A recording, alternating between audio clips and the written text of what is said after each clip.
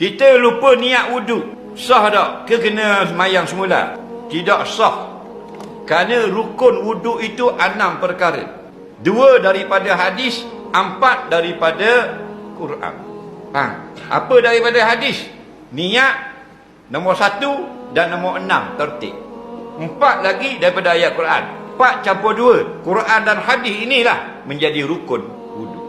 Nabi tak sebut cara berniat. Nabi sebut secara umum SAW. Maka ulama memberi contoh. Contoh niat bagi wuduk itu sahaja aku mengangkat hadas yang kecil. Boleh. Sahaja aku mengambil wuduk. Boleh. Sahaja aku berwuduk. Boleh. Dan yang mana senang? Yang mana kamu rasa senang? Sahaja aku berwuduk. Sah. Sahaja aku mengambil fardu wuduk. Boleh juga.